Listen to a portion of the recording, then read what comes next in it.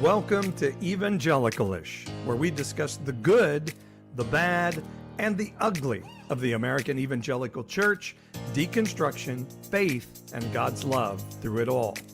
And make sure and stay current on ish happenings on Instagram, TikTok, and Facebook at Evangelicalish. That's evangelical with an ish. Now to Paul, Jeremy, and April on this episode of Evangelical-ish.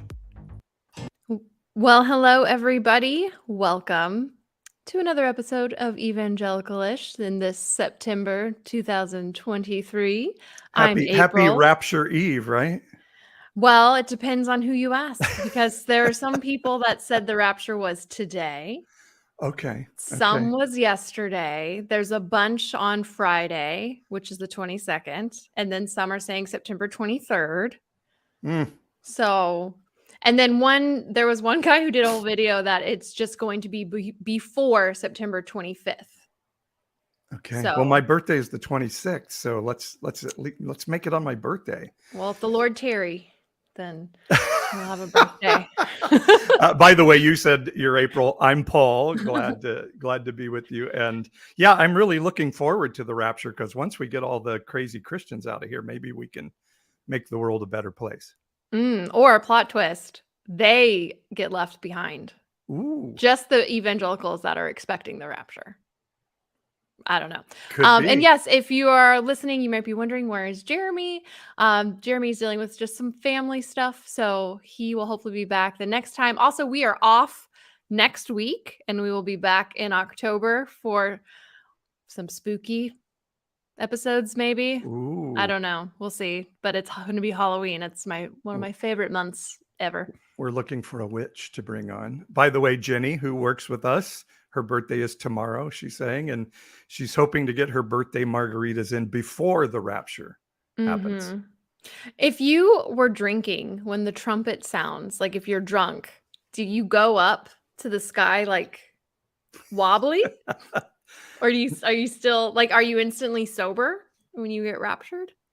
You don't go in the rapture if you're drinking when Jesus comes back. Don't you remember those conversations? Would you want to be doing this when Jesus comes back? Yeah, but that was always a scare tactic. But at the end of the day, you couldn't lose your salvation. There was like eternal security and all of that. But then you could, though, because Marilyn Manson was a Christian at one point. Like, I don't know if they ever did that with you, but Marilyn Manson was always the go-to to prove that you could lose your salvation, because he was a Christian. Oh, I think, well, we were Assemblies of God, and you lost your salvation every day. Oh, yeah. And the Baptists weren't going to go to heaven because they believed in once saved, always saved. Right. Eternal security. I know we judge the Baptists hardcore for that.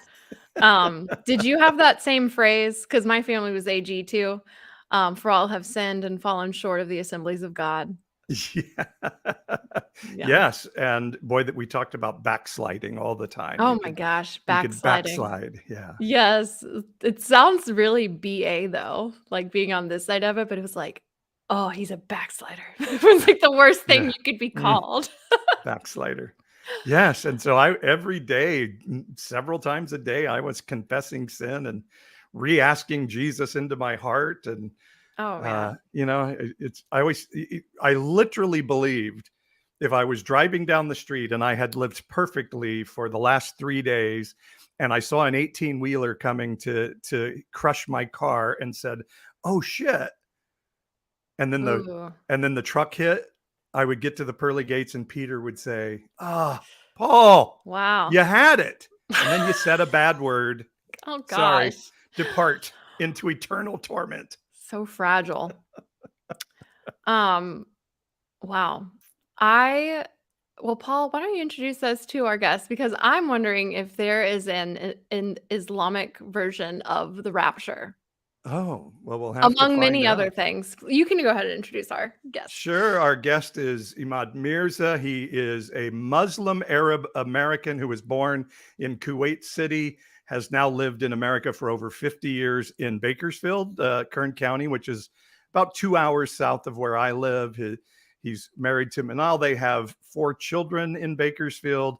Emad started the Islamic Shura Council, which I'm sure I'm mispronouncing, of Bakersfield, a nonprofit religious organization, which oversees the Kern County activities of the Muslim community. He served as Amir of that group, the religious and community leader. He was also imam at 2 main Islamic centers in Bakersfield for some time, lecturer, speaker, just a great, if I can say this, apostle for his religious group and his people group, has even worked with the Department of Justice, the FBI, and U.S. Attorney's Office to help with Islamic training lectures, and also was co-host of a podcast with a friend of mine. They had a podcast called A Christian and a Muslim Walk Into a Studio. And of course, he's also a businessman who travels around the world. Emad Meerza joins us on our guest as our guest today. So Emad, glad to have you on. Thank you. I'm excited to be on. And you didn't get it wrong. Islamic Shura Council, you said it perfect. But yes, I'm really glad to be on. Glad to meet April and your fans, and sad not to have Jeremy here, but I'm sure it's going to work out just fine. Looking forward to it. So is there an Islamic rapture in your religion? You guys just don't beat around the bush. Just dive right into the heavy subject. Right away, boom, is there a rapture? Listen, there's something, first of all, Bismillah ar-Rahman ar-Rahim, which just means in the name of God, the most merciful, the most gracious. There's something little similar to the rapture, but it's really, it's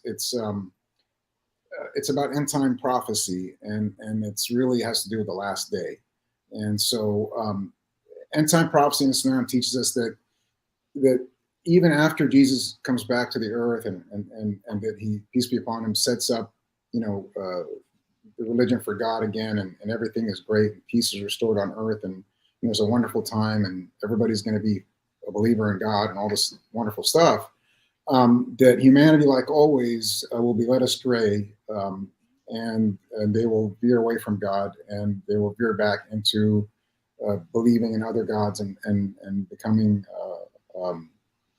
idolatrous. And there'll be few believers on the earth, and even to where they may only utter the name of God, and that's really all that they have. Thank you, Stephanie. And so what will happen at that time, right before the end of the earth, the end of the world, or right before the sun, we believe will rise in the west, which is going to mark the time that the last day will arrive, is that God will take the souls of all the remaining believers, simply because that day is it's such a terrorizing day. It is such a horrific and scary time that's going to happen, that no believer, God will not want any believer to witness that or go through that. And so faith will be, like I said, they may just know the name of God. They just believe that he exists, and that's enough. And so their souls will be taken out. Basically, they will die. And then the remaining people on the earth will just be those that had abandoned God and turned to idols and turned to paganism and things like that, which we believe will return at the end of the days. And that's not so much the rapture. Obviously, I know rapture, thinking, but it's something, it's not so far off, right? In the sense that their souls will be taken up to heaven. Yes. So now you're using the term God. Sorry. I was going to say, I'm sorry to interrupt you, but you were using the term God. Now, is that synonymous with Allah, or are they different beings? Yeah, I mean, Allah is the personal name of God. Ilah is God. The word Elohim, Eloi, these are all Semitic terms for God, Aramaic, and Hebrew. But God is fine. God is English, for creator, for deity.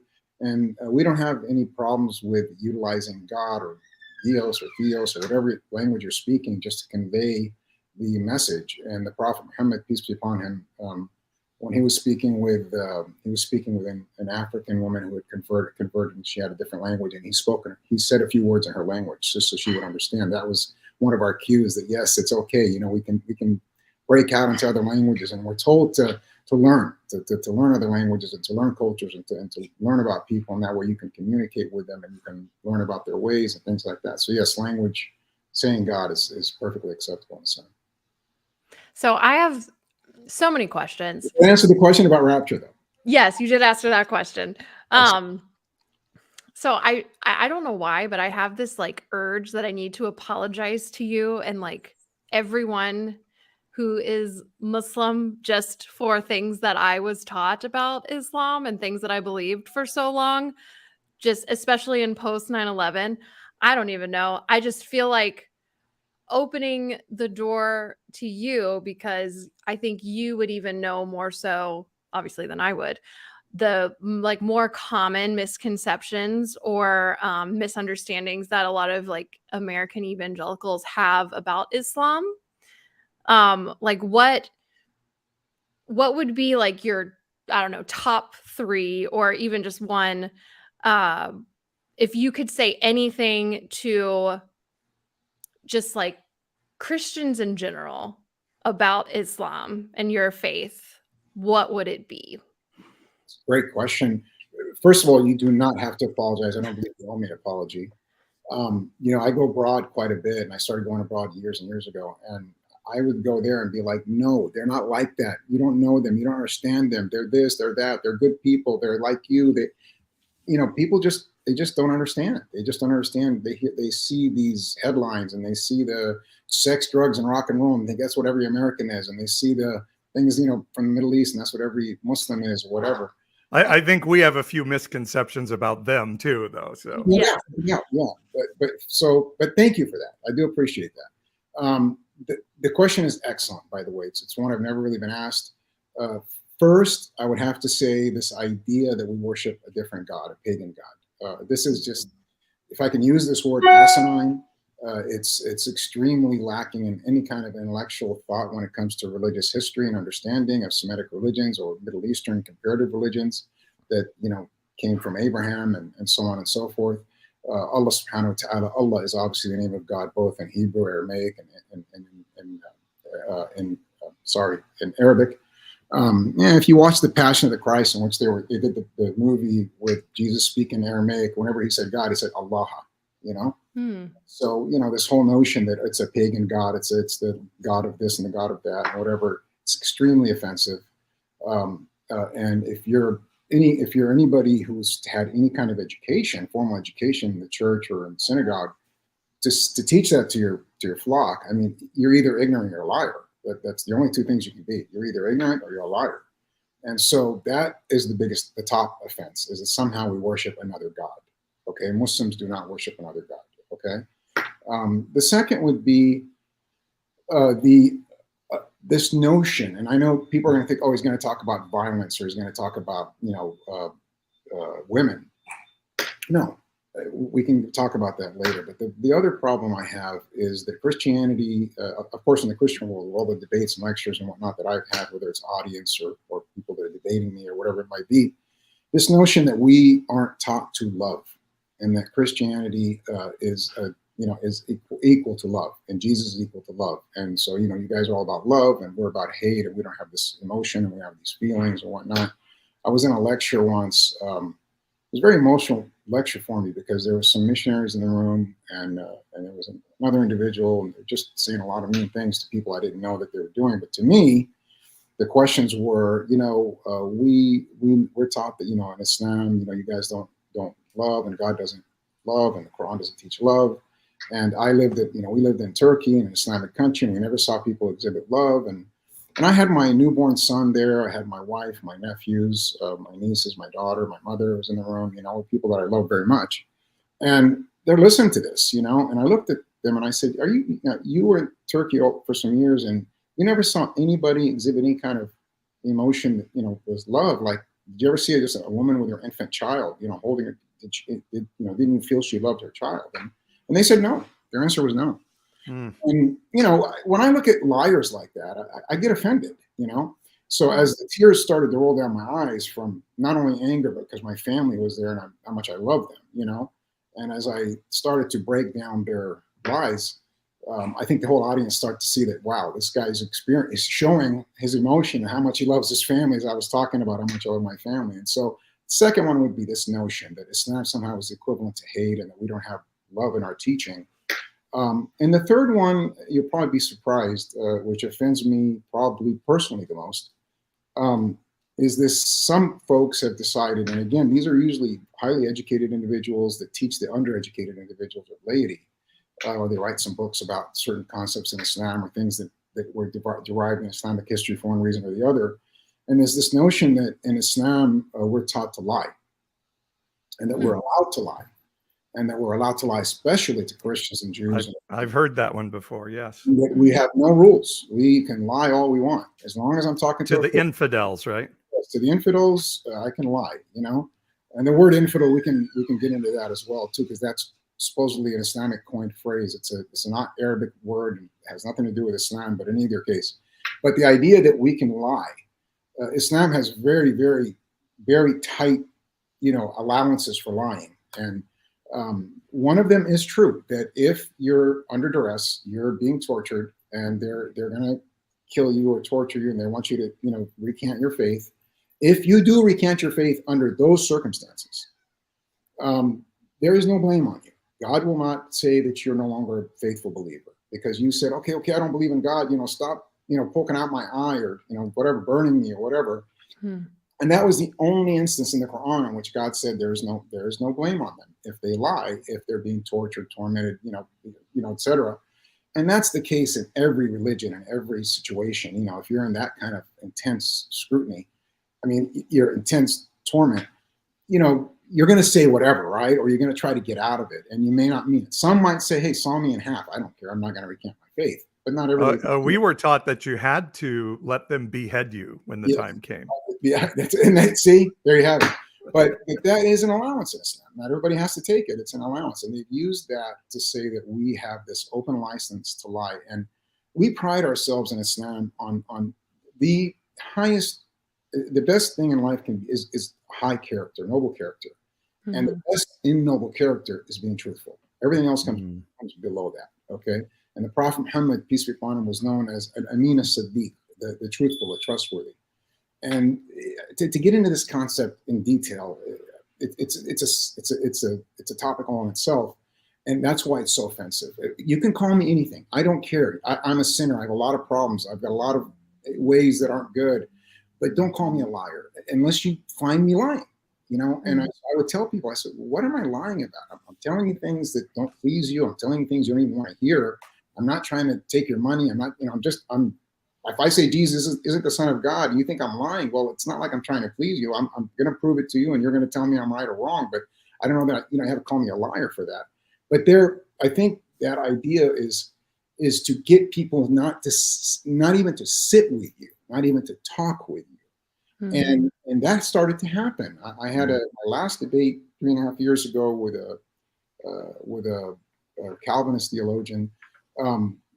You know, some of his folks said, "How dare you sit with him? I mean, he's a liar, and it's antithetical to what God would have you do, and it's a major sin."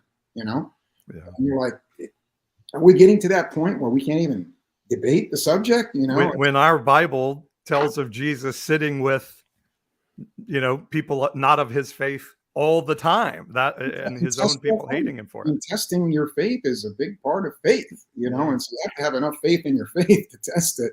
And so, so I think, again, excellent question. Never really been asked that way. I have to say personally, those are my 3 top issues. Wow. It's interesting. Yeah, it's interesting that you mentioned that that in the Quran you're allowed to not to lie if you're being tortured about your faith. And I think that's probably true for most religions, but in evangelicalism, I grew up as a kid after the Columbine shooting, where the kid had the gun and the do you believe in God? Yes or no? Like in kids' church, they were basically telling us, asking us kids if we would be willing to die for God if a gunman held as kids. And they were like, you know, it would be tempting to lie, but then what if you went to hell for all of eternity? Oh my God. So we were trained young to just that's our time. Be willing to go. Jesus says, if you deny me before men, I'll deny you for the Father. So that's you know that in Islam we're taught that even if your wife says, honey, do I look good today? And you kind of look at her and you're like, did I gain weight? And you're like, she kind of did. You say, oh, honey, no, you look wonderful. That's not a lie. We're allowed that line. And the third one is if 2 people are fighting and you're trying to bring them together, and one is saying, I'm tired, I don't want to talk to her, and the other one's saying you're saying she misses you. Oh no, she really cares about you. That's another lie you're allowed. So there's 3 instances we're allowed to lie. Those are the 3, by the way. Oh, that's it. Well, the interesting thing is we're taught. So here we are. We've got these very specific times when we can lie, right? So my wife sometimes look at me, "Are you lying to me?" I go, "No, honey, I'm not lying." Well, we're taught not to lie, and now Donald Trump is our Messiah. God's chosen. Yeah, according to some. I think he and Kayleigh McEnany and Sarah Huckabee have told some lies over the last few years. A lot of lying these days. It's all good. One of the other things that I was taught, and April and I grew up in similar backgrounds, so maybe you've heard, but that you are required to convert others to Islam, and even at knife point, even at coercion. Is that true in any way for Islam? And again, if that's offensive, I apologize, because listen. What did I tell you? I said, you know me anyway from before, but and I think you've said on one of my longer podcasts, but nothing is offensive, because the harder the question, or the more would be offensive the question, there's an opportunity for clarity, there's an opportunity for understanding, there's an opportunity to dispel the myth, or maybe even to say, yeah, some of this is true. So you're fixing something regardless. So, I always. Yeah. And before you answer, I just think this is so valuable. Like, you're the person we're supposed to be scared of, and we're sitting here talking to you, and you're right. I was around always the big bad wolf, and and when I'd walk into a room and I'd start speaking, and people would be like, "Oh, wait a minute, hey, this is okay." You know what I mean? So, walking into the room was always this big guy with a big beard, and oh my God, he's out to get you. But once we start talking and we start explaining and we start laughing and sharing, it changes everything. So the question was, repeat it again. I'm sorry. Are you supposed to convert people to your religion, even at knife point, if necessary? So it's funny, because I don't really want to judge other faiths, okay, or other histories, or what happened in the past. But in Islam, if somebody forced someone to convert by knife point, okay, or even took someone's life that didn't convert, I mean, they've got a big problem to deal with when they get to God, okay? One, you cannot force anyone to convert. It's God who opens up their hearts. You preach them and make things nice for them, or make them, comfortable or whatever. But if they believe, they believe. If they don't, they don't. There is absolutely no compulsion in Islam. It's not only not allowed, but it is the faith of that person is not accepted. That doesn't make, it's just like the torment. You know what I mean? You cannot torture somebody. I mean, if we can lie, you get out of that, but we're going to go and do the same thing. No, in Islam, and it's specific in the Quran, obviously in the teachings of the Prophet Muhammad. I'll give you an example. When Jerusalem was opened in the 7th century by the Muslims, there was a big difference from when the Muslims opened Jerusalem to when the Crusaders opened Jerusalem. Okay, and when the Muslims opened Jerusalem, there wasn't a drop of blood. The Jews in Jerusalem, the Christians in Jerusalem, and the Muslims, whoever was there was not only allowed to live, but Omar, may God be pleased with him, gave a contract to the Christians that they would be protected in their lives and their faith and their homes and their churches, down to their crosses. Okay. And they continued to live as Christians under Islamic rule, obviously. And their churches stayed present to this day and all that. I thought that what was really interesting, they asked Omar to pray in the church with them. And he told them, if I pray in your church, it's possible that Muslims that come after me might tear it down and build a mosque in its place. So he went and prayed outside. They did build a mosque in that location. So the point is, nobody was force converted. Nobody was killed. Jews stayed Jews, Christians stayed Christians. The Christians asked for the Jews to leave Jerusalem. Omar agreed. The Muslims brought him back a generation later, once all the animosity between them had resolved. Jews, when in the time of the Crusades, when they left Jerusalem, they did a long trek across northern Africa. And a lot of people don't talk about this, but they need to. They went to Andalusia, which is modern day Spain, Portugal, right? And I asked both of you, why do you think Jews of Jerusalem in that time, escaping Crusader Christian persecution, took a long trek across North Africa and then crossed over to Spain. Why would they do that? They were safe there and not safe in Jerusalem. Only one reason. They didn't go to China or Japan or Africa or America or whatever, and it was because there was an Islamic State in Spain. And they understood that in an Islamic State, just like the one they've been living in, they would be allowed to practice their religion. They would never be forced to convert. They would have their own synagogues. Nobody would harm them as long as they didn't try to harm the state. And so they went over and they had their golden era. Okay, so that was 800 years, or nearly, maybe not 800 years, but I'm missing the timeline. But they had their golden era in Spain under Islamic law. Okay, and this is historically checked. You can check this. You can look it up. You can ask Jews if you ask Sephardic Jews, and I have some really good friends, and they'll tell me like, "Oh my God, people don't know our history. They don't know how it was with Islamic rule, etc." So the historical events are witness. That's why I said there's Christian historical events and others that, you can go and say, hey, there wasn't a lot of tolerance here. There was burning at the stake, and there was the Inquisitions, and there was this, and there was that, and it was all about converting. But we don't have that. Now if somebody did it in Islamic history, which I'm sure they did, okay, it's absolutely outside of Islamic law. So Islamic law says no. Islamic history shows that's exactly true. Okay, we don't do that. Yeah. And if you have your radicals and we have our radicals, right? I said, you have your radicals and we have our radicals. Right. And our radicals, they're not so much about forced conversion as they are about we got to kill them. And, when they say we have to kill the infidel, we have to kill the non-believer, we have to kill the Jew and the Christian, I say, the Prophet Muhammad, peace be upon him, said, Waylakum an dhimmati, okay, which says, woe unto you for those who are my relatives, the Jews and the Christians. If you abuse them or oppress them or are unjust to them in any way, I will be a witness against you on the day of judgment. That statement, I just got chills, because it is when a prophet says, woe unto you, your ears better perk up and you better be listening, because it's serious. And so that was one of the most serious threats from the Prophet Muhammad about our dealing with Jews and Christians. And any Muslim who doesn't take that serious is problematic. He has gone rogue, extreme, politicized. He's ignoring teaching for the sake of something he wants. And he's just he'll be a detriment to society, but also to his own fate. So what is your, I'm trying to think how to ask this question. So it doesn't mean, by the way, it doesn't mean that they're, Muslims and Christians haven't killed each other and they haven't fought with each other and they haven't been enemies. That has happened, but it's all has to be within rules of engagement and proper rules of administration in this way. Yeah.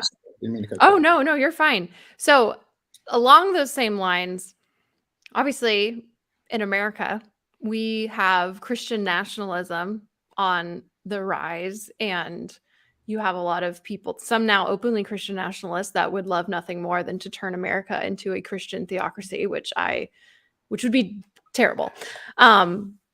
But like, as Paul and I still identifying Christian nationalists and like Christian-ish. Christian-ish. Well, I would still call myself a Christian, but I like Christian nationalism and the extremism of the faith is really problematic to us. And like, we feel like we need to call that out, and we have done that. But a lot, especially in America, the mainstream evangelical, we'll say white evangelical Christianity, thinks that Paul and I are the heretics in this scenario. Do you have that same kind of problem in Islam? Like, if, when you stand up against extremists, do they look at you like you're actually the one that is wrong in that regard? Absolutely. Let me say this. First of all, we are related, and we're an extension of each other. Okay. And so I do feel I have a Christian heritage, and I have a Jewish heritage and faith. I have the Jews brought it this far, and the Christians brought it this far, and the Muslims are carrying it, and so when I see what's happening to our family, I'm very saddened. Okay. And so I do consider us all family and faith. That's a fact. We all have the same father, right? We have God as our, so And Abraham. Sorry, Adam is our father and God is our Lord. Yes, absolutely. Sorry, I meant. I'm sorry, I was throwing in the Abraham, Isaac, Ishmael, all of that stuff. And that's all wonderful. That's a good thing to throw in. But yes, I understand why Christian nationalists consider you guys obviously heretical, and it doesn't. You don't have to be that extreme from each other. In the old days, you could be a sliver away from each other, and even in some theologies, you don't have to have much difference to be considered heretical or blasphemous. And Islam has the same problem.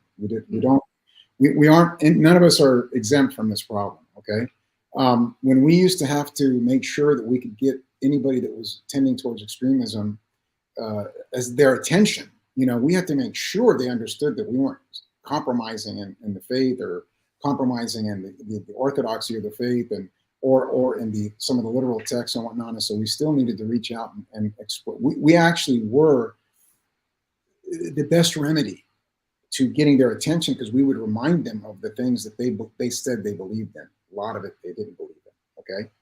I had one who told me, look, it doesn't matter. When I blow myself up and do my thing and die, I'm going to go to heaven and have 72 virgins. Why should I worry? And I said, well, let me ask you, are you praying? And he said, no. I said, so the same people you've been listening to all these years that are brainwashing you on all these videos, they've never told you how important prayer is, huh? Because the number one thing that God loves is, obligatory prayers at a stated time, et cetera, et cetera. And if you don't pray, nothing else is going to count. Nothing of your deeds is going to count. And so he's kind of looking at me like, huh, what? Wow. So the point was he would call me a heretic. He would call me a hypocrite, until you sit and explain things to them and they start realizing, oh my God, these people are lying to me about all this stuff. Okay. Mm-hmm. So sometimes when you're too far from the extreme ideology, like let's just say, for example, obviously Christians who want to set up a theocracy in America, that's an extreme ideology compared to how this nation was founded. We all agree on that. Okay. Yes. Yes. If you're Reformed Calvinist, you may not be too far. They kind of believe in separation of church and state. They believe that God's kingdom is in heaven, and they don't necessarily believe in necessarily that theocracy has to be set up. But he might get a little more understanding from them than, let's say, Paul at this level, at this point in time in his faith and how much he's deconstructing. And so there is that problem. There is that divide, and so sometimes, like my partner, Bob, he has a hard time, any of his own faith that are extreme, that are conservative, going to listen to him anymore, and my problem with that is that without this, we lose everything. Okay. And everybody just hates each other. They start hating each other. They start having no mercy for each other. Violence becomes very, an easy road to go down. First injustice, oppression, and then violence.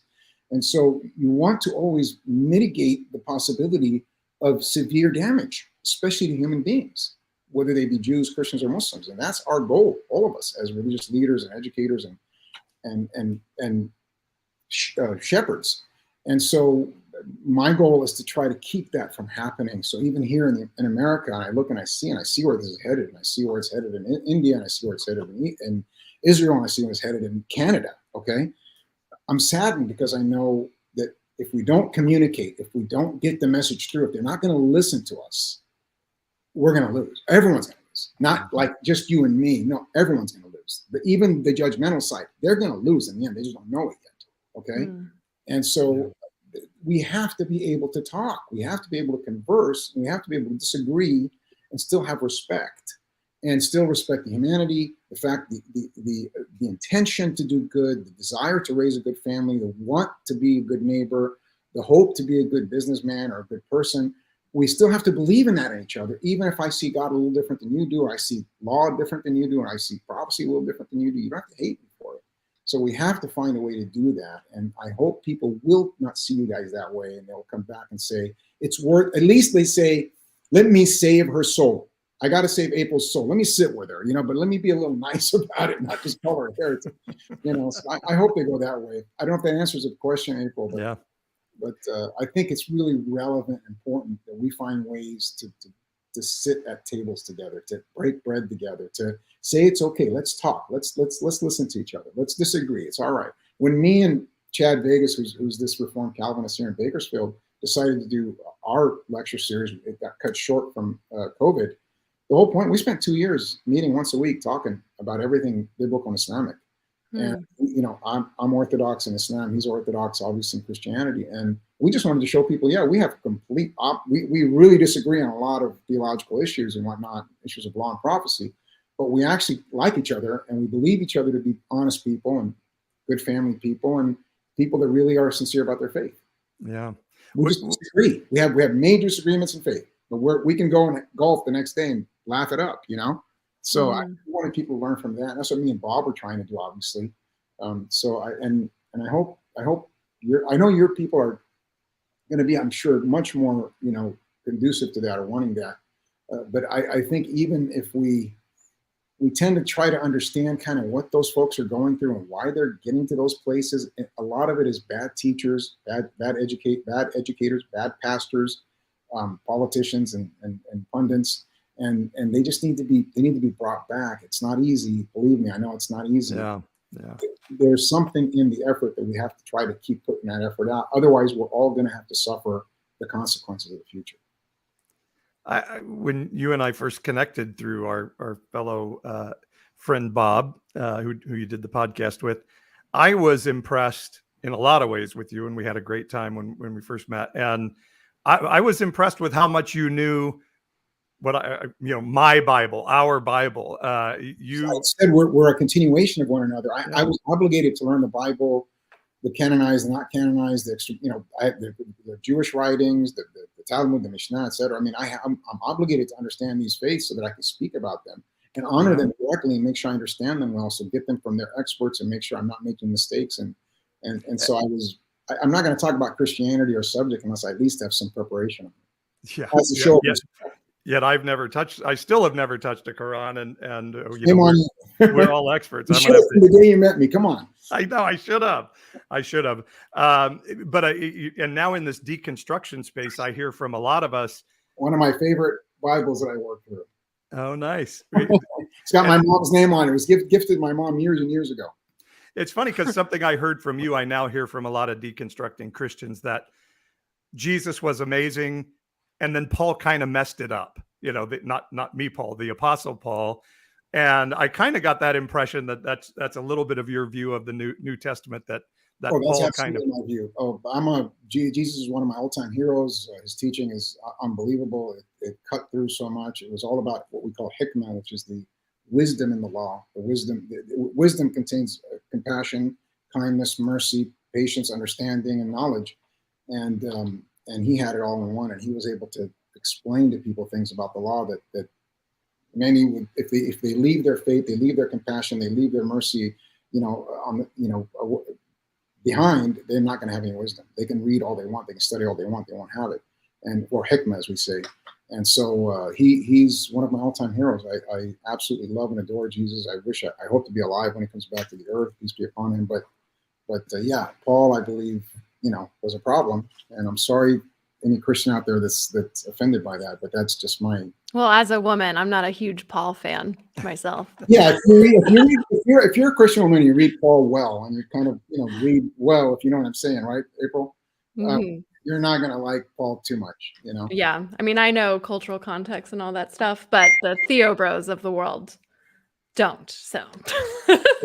Well, and I think some of that is bad interpretation from people who worship a white American Jesus too.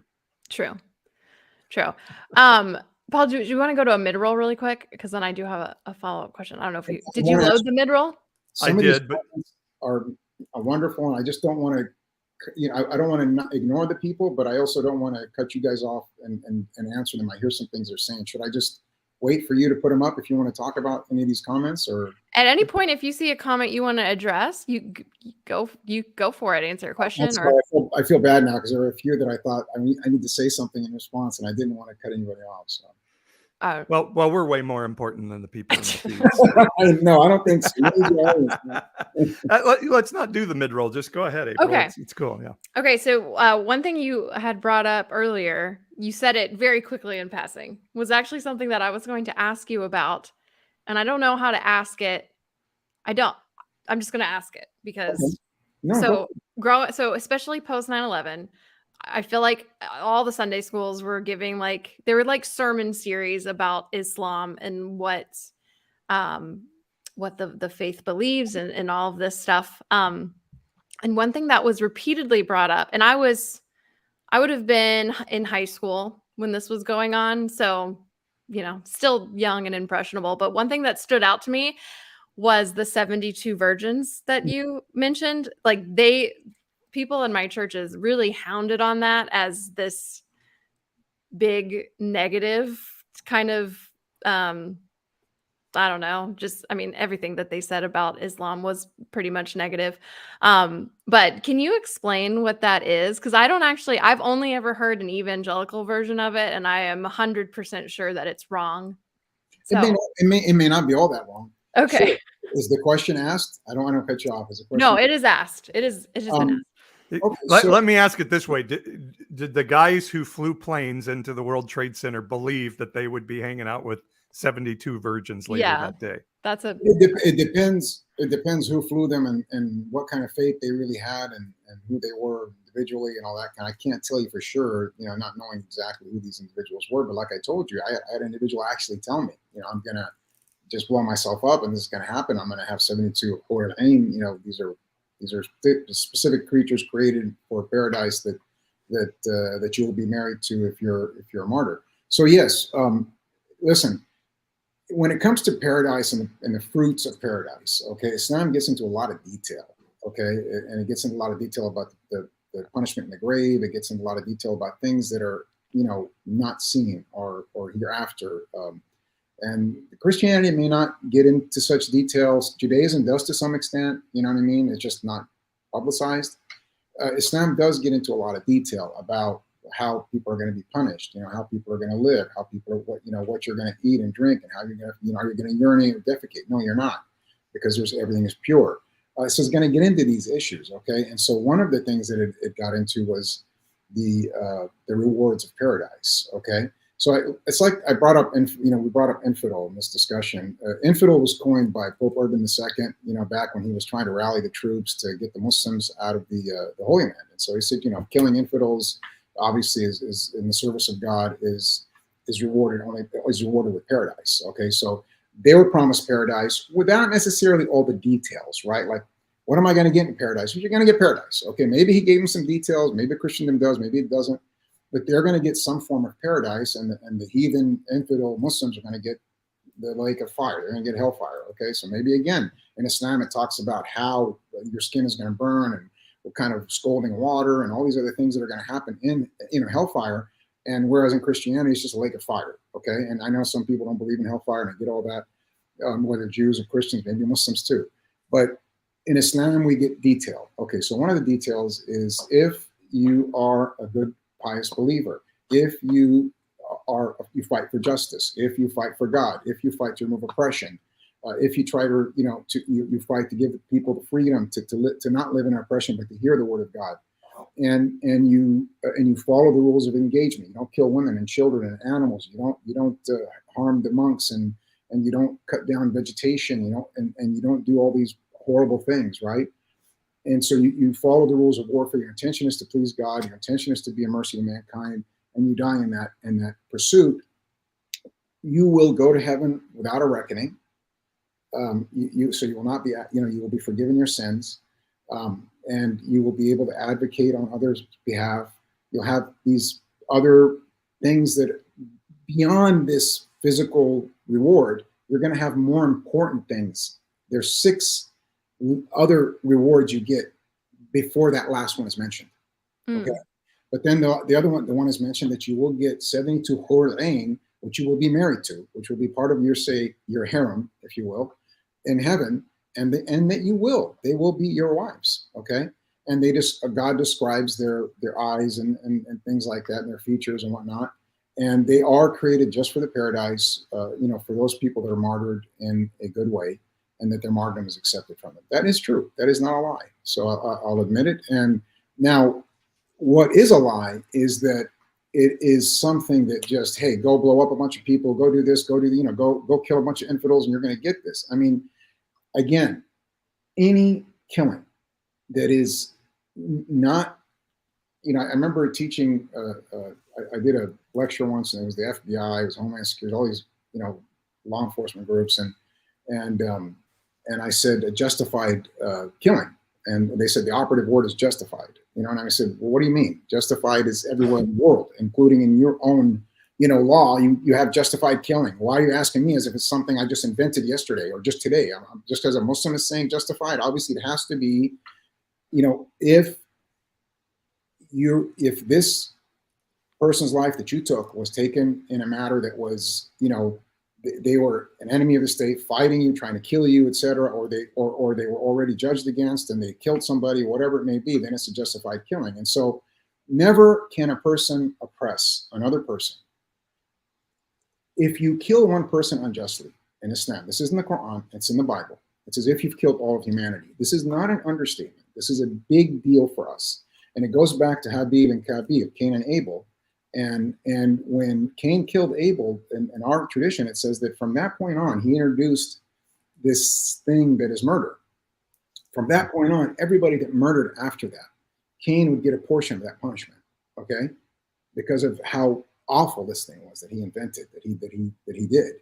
And so we don't take the killing of a life easy. And I'll tell you how far so we go. If I were to kill an animal unjustly, and I mean this, if I were to go out right now and I took a cat and I killed it, okay? It is clear in Islam, without any confusion, that God will account for me that killing, and I could get hellfire for it.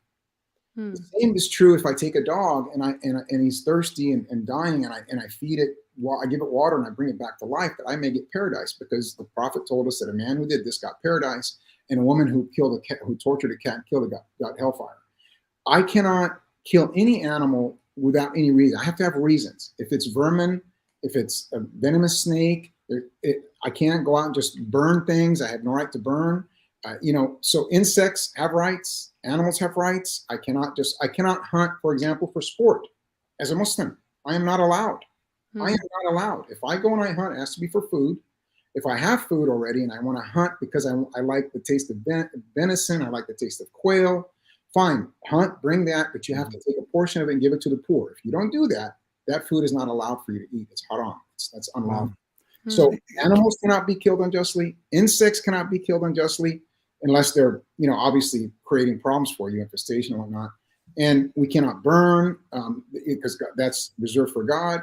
And so there's all these rules. And so when it comes down to these kind of things, when it comes to humans, we're talking humans now. We're talking infants, we're talking women, we're talking children, we're talking elderly. These are human. Even if it's a soldier, you cannot abuse their body. You cannot, if they die in battle, you cannot go and start, abusing their body and this and that. And so there are rules of engagement. One of the most important things you can learn about Islam is the rules of engagement, the rules of war. Yeah.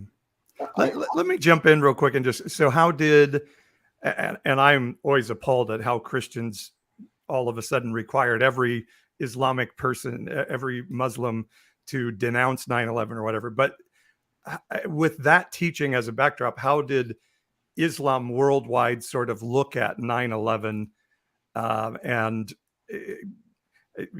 were they appalled? Were they justified because of the cruel things that we've done to Muslim people around the world? What was the view of it? I think there was mixed views. I think you had mixed. I think it was shocking because it obviously got what it wanted, right? It got that grand extreme when the buildings came down, and it really got what it was, I guess, intended to get, right? Yeah. And so it was shocking. Those that have seen a lot of the history or know a lot of the history and know a lot of the oppression, like you said, a lot of the injustice and whatnot, they might have had a mixed view. Some might have had a joyous view. Most had a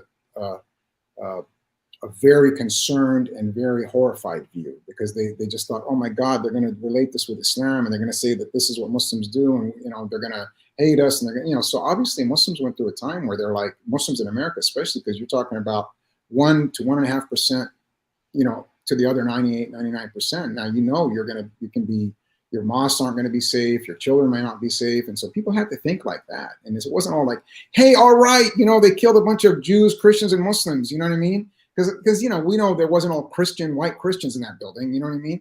Mm-hmm. And so Muslims died, Christians died, Jews died, everybody died, And if you considered it a great act, you have a problem. If you considered it like, man, maybe that's what America gets. You're somebody that has these mixed views because of what you might have experienced in your country or whatever. And if you're thinking like, hey man, oh my God, what are we going to do? How are we going to explain this isn't our religion?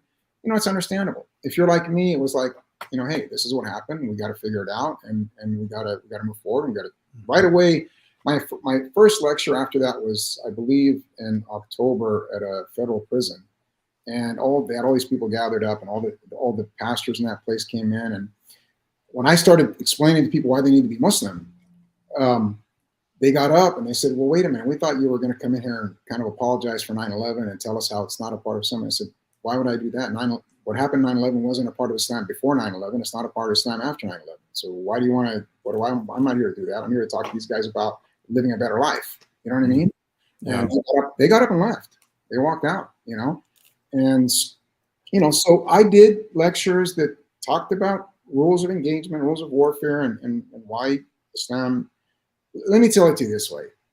The first faith that ever established the kind of rules of engagement that today Paul and April and a lot of other people are going to say, wow, that's good. That's awesome. We can live with that. Okay. Better than the Geneva Convention, because collateral damage is allowed in Geneva Convention.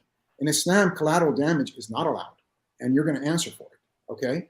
And so I offered the Department of the Army and I offered the Department of Justice to train their folks using a manuscript that was developed by the Department of the Army Strategic Studies Institute about Islamic rules of warfare, because they were fair in it. And I told them, I will use that alone.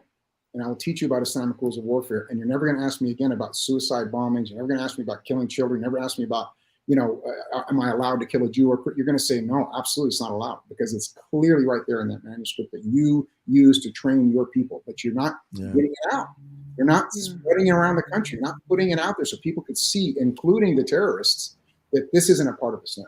Okay? So Islamic rules of warfare are really simple. And the Prophet said it, Abu Bakr said it, Umar said it, the man who opened Jerusalem, which is when you go out in the cause of God and fight the enemies of God, do not kill the women, do not kill the children, do not kill the elderly, do not kill animals, do not cut down vegetation that may benefit animals and men, do not destroy their buildings, okay?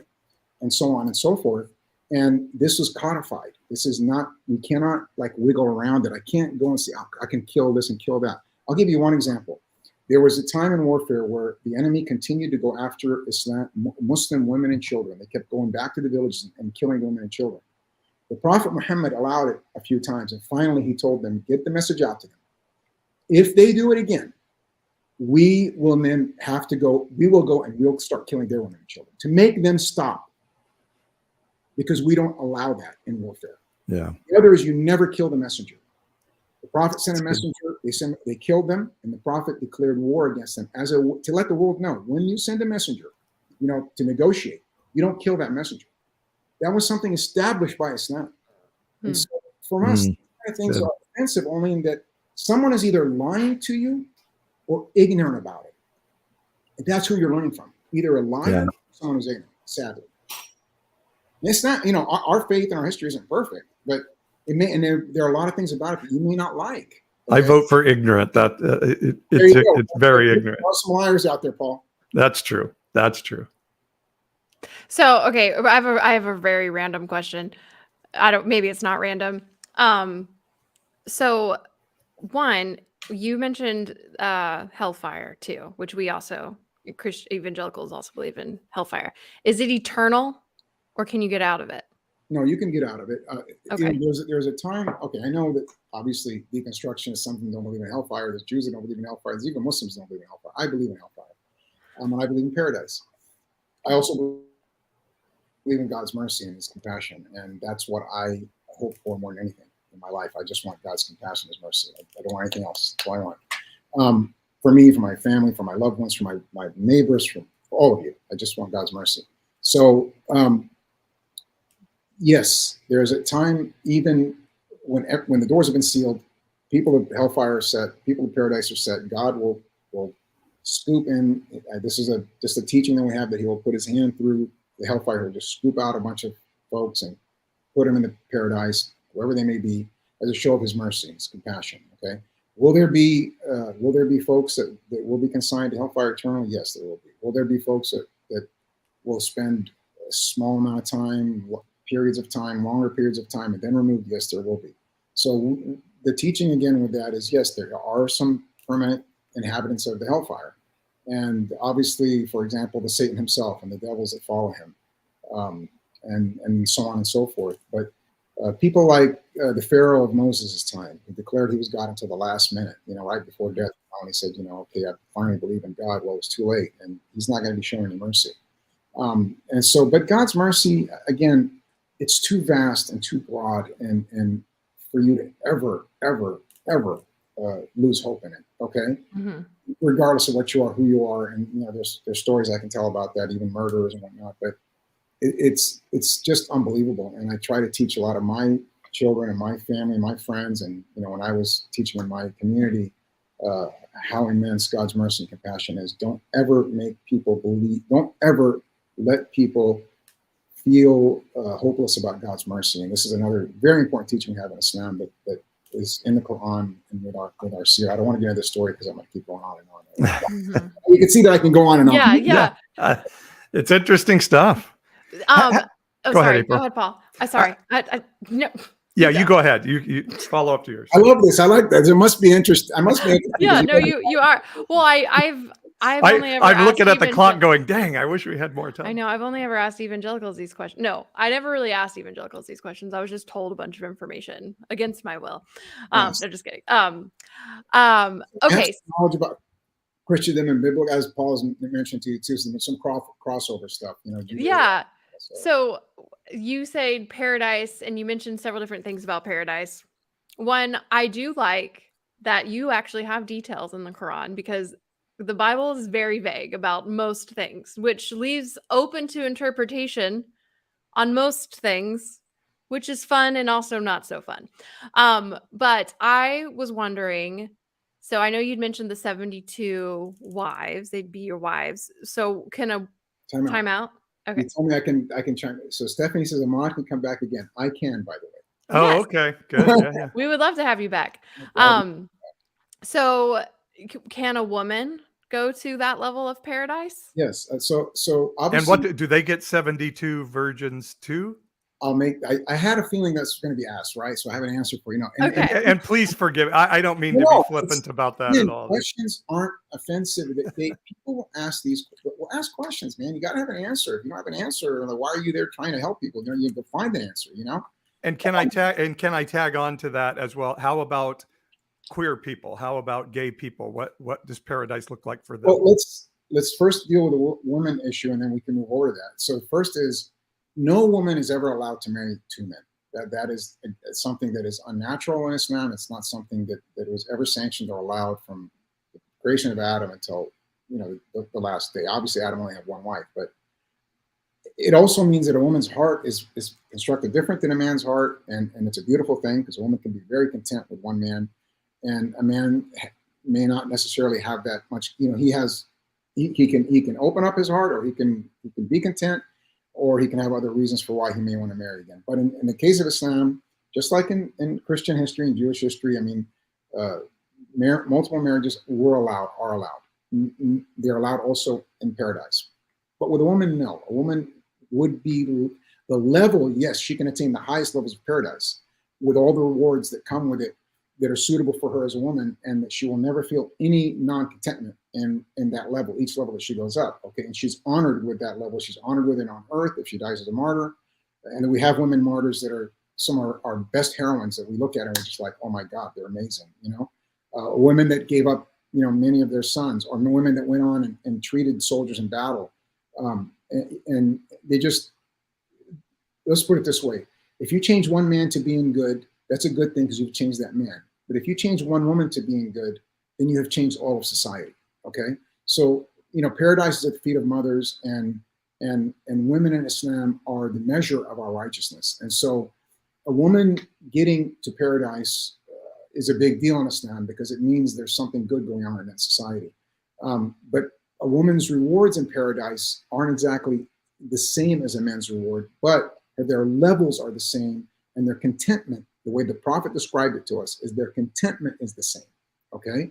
And so God doesn't necessarily change the natural law on earth in paradise. So A man is allowed to have more than one wife. In Islam, you're restricted to 4, only if you can be just and equitable and good to them all the same. If you're not, you can only have one. You can never abuse, oppress, or be unjust in any way, shape, or form. So don't do it, because then you're going to fall into, if you can't be, then you're going to fall into sin and you're going to be punished if you're unjust. So marry one, okay? In the case of women, no, you cannot marry 2 men unless you divorce that man and move on. You can divorce in Islam. A woman is allowed to divorce. She's allowed to keep her name. She's allowed to have her property. The rights that Islam gave to women were never given before Islam, ever, in the history of mankind. Really haven't been given since, in our opinion. And so from 14 and a half centuries ago, women never took on a man's name. They never gave up their property. But they also didn't have to go fight in a war. They didn't have to go to the mosque and pray. They don't have to spend on their husband or their children. There are things that women don't have to do that men have to do, okay? But you cannot prevent a woman from spending on her husband. You can't prevent a woman from going to war. You can't prevent a woman from going to the mosque. So there's things that they're not prevented, so they have the right to do all these things, but they're not obligated. A man is obligated to do all these things. He can't remove himself from the obligation of going to fight in battle, or the obligation of providing for his family, or the obligation of going and praying in the mosque if he can hear the adhan. So that's just a few examples, okay? I don't know if that necessarily equitably answers your question, but that's just the truth of our faith. Yeah, I thought it answered the question. Okay. Well, and again, I see the juxtaposition of how we see, particularly maybe the Islamic theocracies, and where women are, have to have the hijab and, all of their skin covered basically, and many aren't allowed to go to school and or drive or those things. Okay, school, drive, And I'm fully, and I know Christians treat women terribly as second-class citizens as well. They went to the mosque. There's so many women are allowed to teach men. They're allowed to be scholars. There's just the only 3 restrictions. They cannot lead the nation. They cannot lead men in prayer. They cannot lead the nation. They cannot lead men in prayer. And I don't know why, but I'm drawing a blank on the 3rd one right now. And I'll think of the 3rd one. Every other right that a man has, a woman has. And like I said, there are there's responsibilities that men have that women don't have. And there's options that women have that men don't have, okay? But they are not allowed to lead the state. They are not the head of the household. Man is the head of the household, but the man should always take advice from his wife and understand that running the house and the children, all that is her purview. I mean, I'm talking about, again, in the days that, that it was better for women to stay indoors and men to be outdoors as much as possible, just because of the dangers and things like that. But you could never restrict women. Women had the rights to have businesses. They had the rights to own property. They had the rights to keep their names. They had the rights to divorce. They had the rights to all these things, to teach, to go to the mosque, to do all these work, etc. But there were some restrictions. So clothing is called al-awra. The man has to cover from above his navel down to below his knees. Okay, everything else those areas have to be covered. Things can show outside of that unless he's going to prayer. A woman has to cover everything besides the face and the hands and the feet. And so basically the face and the hands, let's just say. And that is considered hijab. That is hijab in Islam. And women will tell you, Islamic women who are devoted will say, this is my choice. I want to be righteous in the eyes of God, and I know my law. And the law for men is this, the law for women is that. The responsibilities for men are this, responsibilities for women are that. They are different. They are different. I cannot tell you they're the same. I'd be lying. We're equal as humans, as souls, as Muslims. We're different as women and men. That's a fact. But would you not agree with a country like Iran legislating that and not allowing women to wear pants like as they were able to do? Well, I think there's problems. There's always been problems, but in the modern centuries, I think there's huge problems with theocracies. They're not minor problems. They're major problems with theocracies. And in the history, theocracies some have been pretty decent. Others have gone extreme or been oppressive, been unjust, etc. And so theocracies can present a big problem. But yes, definitely in modern times, I believe that theocracies are very problematic. I just don't think it works. It does not work in modern times. So anybody that's looking to set up theocracies, whether you're a Muslim, Jew, or Christian, you're setting yourself up and setting your nation up for a lot of problems. I did want to put this in. Where I'm from, or whether you're in America, or whether you're in Israel. Stephanie wanted to find out about the LGBTQ plus question of paradise. Sure. So again, I would say to you, I never want to let someone believe that God's mercy may not extend to them, or God's compassion may not extend to them, et cetera, et cetera. You know, heterosexual people can do things that are considered just as problematic. You know, extramarital sex, you know, sodomy, you know, whatever it may be, things that are completely not allowed are considered punishable by God. Okay, the same way that homosexual sex would be considered something that is not natural and something that God is opposed to and Islam is opposed to. And so if the question was asked, hey, is it okay for me to be a homosexual and be a Muslim? You know, you could choose to be whatever you want to be, and I can't take away the fact that you believe in God and Islam and the Prophet. I mean, you declare La ilaha illallah Muhammad Rasulullah. Well, you're a Muslim. You're a Muslim that kills. You're a Muslim that steals. You're a Muslim that lies. You're a Muslim that commits adultery. You're a Muslim that commits sodomy, or you're a Muslim that has a homosexual relationship. That's just, I can't take away the sin. We're taught that is a sin, and that is not accepted by God. That is not going to be, that's not a union that God would sanction.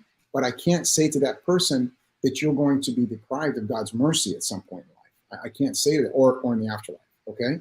All I can say is that the same way I would tell my children, if you lie, that's something God disapproves of. You know, if you drink alcohol, if you do drugs, if you steal, or you oppress people, or if you have out of marriage sex, or the same would be answered to homosexual relations. That it is something we're told that it is outside of what God says is halal, which is to say righteous in Islam. It's haram, which is to say it is unrighteous in Islam. And of course, there's the natural and unnatural question of that. Now, when it comes to us teaching, preaching, talking, answering, visiting, going to someone's business, seeing someone in public, we never would advocate for harming people or hurting them or treating them unfairly and unjustly or anything like that, just because they happen, she might be a lesbian or he might be homosexual.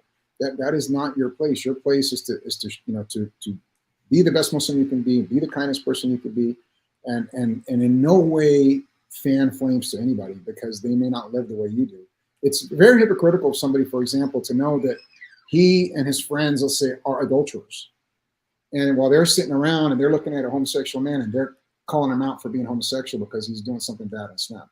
It's a very, extremely hypocritical position to be in, because it's like Jesus saying about the plank, the sin that you had, he without sin, right? The one without sin. Mm-hmm. That would apply to us just as well. So I'm one that loves to have patience, compassion, understanding. And so I go to places where a lot of different kind of people sit, and there's homosexuals, lesbians, there's people of all kinds of, people that believe in other faiths outside of our faiths. And I like to engage with these people and talk with them and let them out. And I don't just sit there and say, hey, you're this, you're this, you're this. It's more, ask me and I'll answer honestly. I'm not going to lie to you and tell you, oh no, it's all okay, it's wonderful. I'll tell you what Islam teaches. And you may not like everything, like I told you guys. You may not like everything Islam teaches. You won't. I don't like everything that religion restricts you in, right? I mean, I'd love to be able to do this and do that. I'd go to Vegas and gamble. I'd love to do certain things that Islam doesn't allow. I would. I mean, I'm a human being. I like things, right? Or love some things, maybe. But religion or law, let's say Sharia and Islam, Torah and your faiths, law does have some restrictions, And, it's like, when you like to I like to take my motorcycle and go 100 miles an hour down the freeway. Well, I'm not allowed to do that. I'm supposed to go 65, you know what I mean? So there's restrictions. Are you wanting to respond to that, April? Well, yeah, I just, so one, your response is very familiar. It sounds very like a lot of evangelical pastors who are asked similar questions, that it is a sin, but wanting to say it in as nice of a way, like you don't really want to say it, but it's in your text and that's what you believe. So, I respect your beliefs. I always feel icky when I hear homosexuality or queerness in the same sentence as adultery or gambling or all of these other sins, because like I have a gay brother, for instance. I know he did not choose to be gay. Like people who are born this way into queerness, I believe that God made everybody queer. So I just want to say that for people who are listening, because we have a lot of queer listeners that. And time out. I want to add one thing, because Sure. it's really important. You're right. Okay, so there is going to be a very similar response. Now, we have something, and this is still not going to alleviate this problem, but we have public sin versus private sin. Okay, and so what a person does in their privacy of their own home, privacy of their own lives, etc., is can never be judged. You should never pull them out of that. You should never try to expose that or pull them out of that. The public sin is another story altogether. So if somebody's sitting drinking and they're trying to invite people to drink and they're saying it's okay, that is looked down upon in Islam. Somebody drinking in his home, you never go and open the door and drag him out of his home. You're the one that's going to be blamed for that. Okay, and so when it comes to sin, and yes, I agree, Islam is going to fall short in how it addresses this issue of queer. Islam, it follows a line that you're going to find in Judaism and Christianity, is that this is an unnatural way of life and that God does, frowns on it. That's a fact. But when it comes to public, private, we don't get into that. When it comes, we don't go searching out people's problems or try to accuse people of something or try to somehow uncover their sin. That is not allowed in Islam. Okay, but that in no way negates the fact that yes, it would still be considered unnatural and ungodly. So sorry, apologies. You want to say something? I just and I respect your religion and what you're sharing, and having wrestled with this in Christianity, are there people in Islam who are wrestling with, because there are things in the Christian Bible and in the Torah and in the Tanakh that if your daughter's molested, you sell her to the man who molested her, and none of us hold that as something pertinent to culture today. And one of the things I realized, and even I did this as a pastor of a church, is telling people, we accept you as humans, but who you feel you are at your core is an abomination, even a word that we use. And just seeing the damage that does, particularly to young people who look at themselves and say, oh, my queerness makes me an abomination to God, and just the trauma that creates. And obviously some people even commit suicide with that. And so I don't know. And so we're all wrestling with that in Christianity to a great degree right now. Is there wrestling in Islam with that? Yeah, even in myself, I don't want you to misunderstand. I feel myself, I have more sin in my life than any queer person that may have existed or existed. I believe that, and I'm not just saying that. Okay. I also I wouldn't say to a queer person, hey, you're an abomination and you need to do this and that. No, it's a human being that needs to be talked to. There are other issues. I would say there are bigger issues for me to talk to with them. That would be a latter issue for me.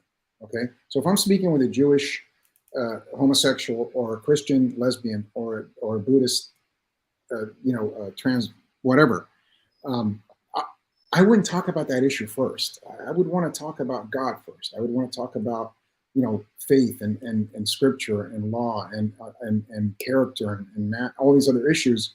And then we would get to that. We would get to the other factors of the law, which are going to include sexuality, going to include dress, going to include all that kind of stuff. That would be relevant later, in my estimation. It would be relevant later, not relevant initially. It's not like, oh, you're homosexual, get out of here. You're lesbian, no, come in, sit down, let's talk. We're going to talk about monotheism first versus this. We're going to talk about the law versus that. We're going to talk about that. Those are more relevant issues. It'd be like if somebody comes to me and they have a drinking problem, but they want to learn about Islam, I'm not going to deal with their drinking problem first. We're going to say, okay, you got a drinking problem. Hopefully you're getting that resolved. Now let's talk about faith. Hopefully the faith's eventually going to help you with the drinking problem. This isn't a higher ground. It's just saying that would be a latter issue. The bigger issue would be believing in God first correctly, living a good life according to what Islam teaches, and what we all believe to be good things. And then once you've aligned yourself correctly and you're going to be a good person, then you start dealing with these other issues and you decide. It's like, my wife, I told her, listen, I'm marrying you the way you are. You don't wear hijab. My rule is anybody in my house has to pray. That's to God. It's not for me. You have to pray if you're a Muslim. If your prayer leads you to want to wear hijab, so be it. If it doesn't, that's going to be between you and God, and I'll take my share of the punishment. So that's how I dealt with my wife on that issue. Okay. And maybe that's how she deals with me on some of my own issues. But there really is that understanding, and there really is that compassion. I know that's not enough. For queer folk out there, I know that's not enough. I know I've done this enough to know it's not enough. But I also have to be true to what I believe in my faith. I'm very flexible in how I see my faith. I know that true hikmah, true wisdom, has a lot of mercy. We have a rule in Islam that says, before you command the right or forbid the wrong, you have to do 4 things. You have to have proper knowledge. You have to have compassion. You have to have patience. Okay? And the last thing, you cannot command the wrong. You cannot command the right if it creates more harm, and you cannot forbid evil if it creates more harm. Don't do it. Okay? Leave it be. And so there's this wisdom that comes with commanding the right and forbidding the wrong, but compassion is at the top of that, and patience and understanding and forgiveness. And I've learned that in my life. I've learned that. It took a long time for me to learn it, but I've learned it. And so anybody that comes to me with sin or with whatever they've got, I'm going to look at them first and say, I'm worse than you. Don't worry. I've done more than you. I've done more bad than you. Just come and sit down. Let's talk about it, you know? And that includes the queer person. That includes the whoever, the this, the that, the other. I don't see them anything but human. They're my relatives. We share this life together and these challenges together. And I hope I can help you if I can. And I'm sure some way you're going to help me while I'm trying to help you. April, I'm sorry. I jumped in on you on that one. Oh, no, it's fine. I don't remember what I was going to say, but now I didn't even realize what time it was. Like, oh shoot, we're going quite a bit over. Yeah. So, I feel like God created this world perfectly imperfect. So everything that you see was intended. And that's another reason why I deal with these things with a lot of patience and a lot of mercy and a lot of compassion, because whatever we see out there, it's like you see a person who's crippled, you see a person, you know, God created it perfectly imperfect, and it's up to us to have the compassion and the understanding to respond to that with an open heart, you know?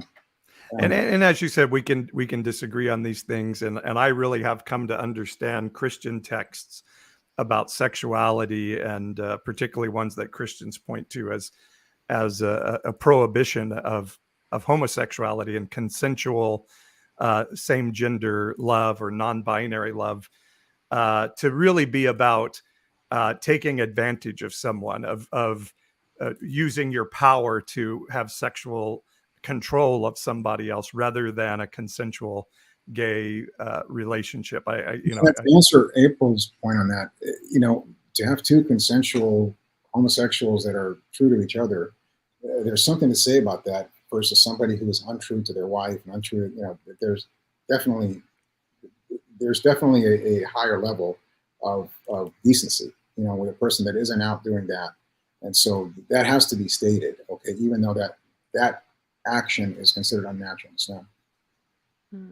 I will say I do appreciate your candor and I do too. And your honesty about it, because there's, you know, even if it hurts and it's, you know, and I disagree on the sexuality part, but it's refreshing too, just to hear someone who's very religious to say, well, this is what I believe. I don't necessarily like it, but this is what I believe. That's a good way to put it.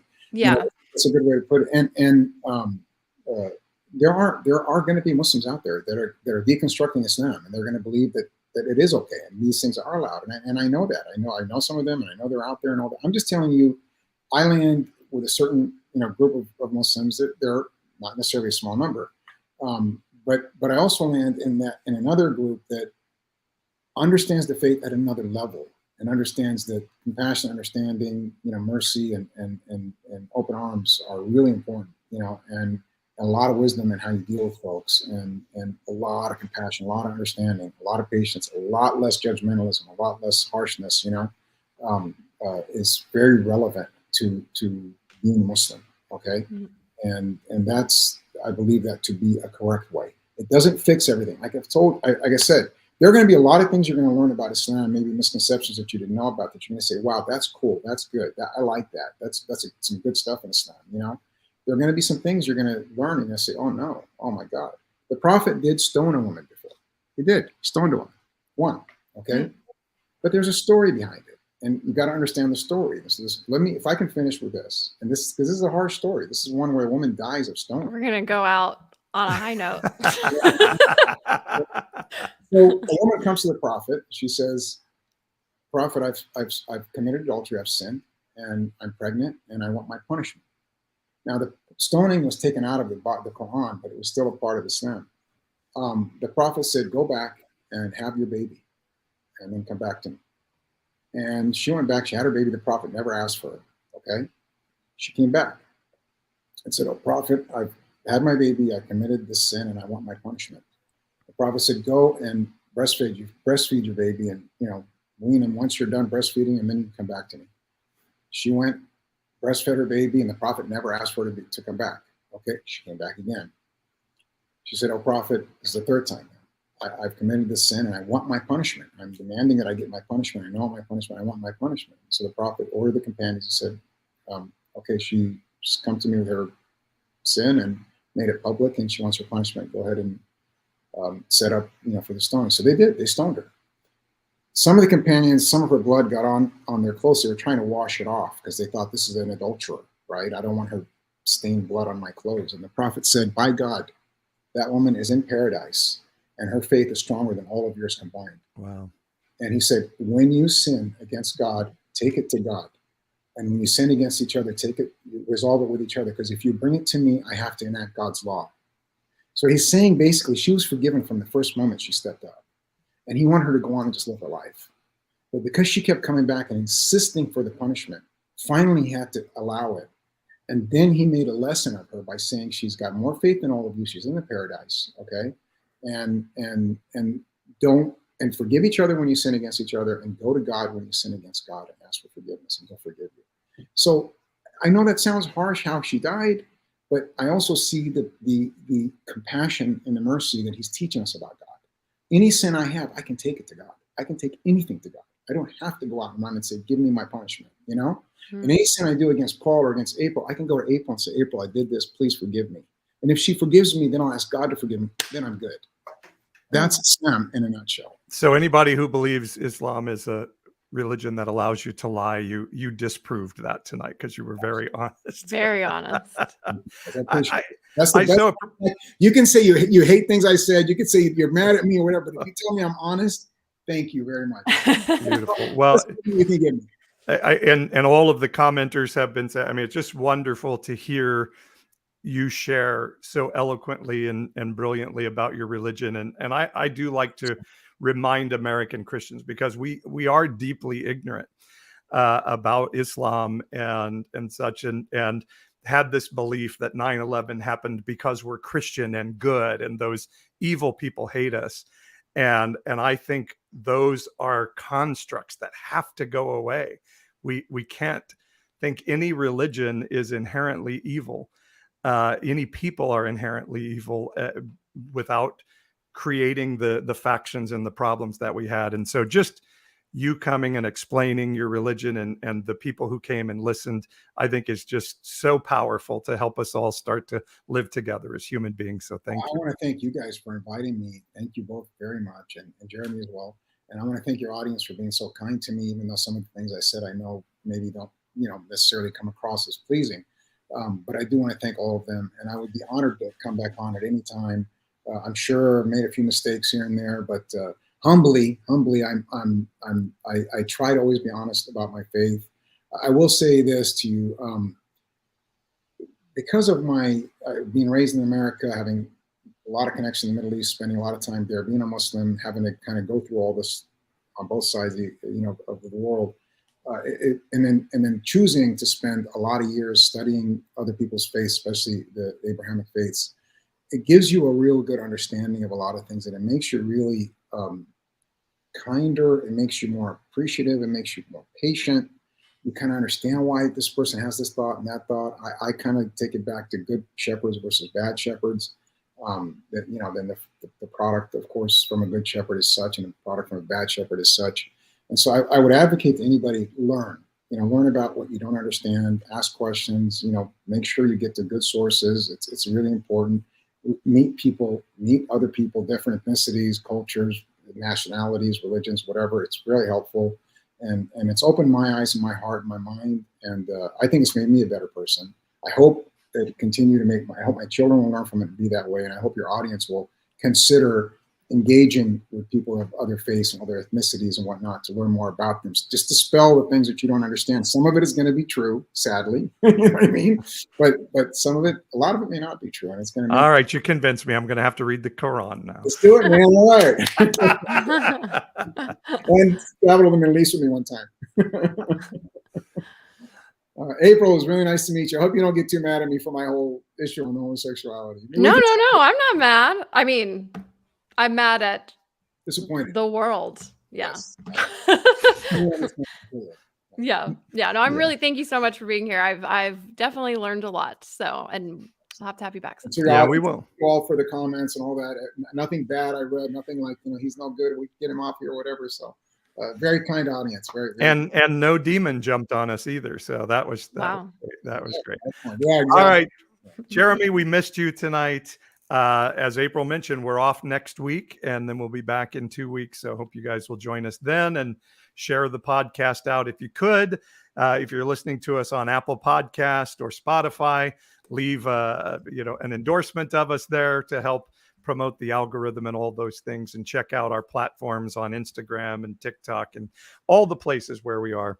And we look forward to seeing you there. April, nice to be with you tonight. Same with you. And we are off next week, and we'll be back for spooky season in October. Nice all right. Good night, everyone.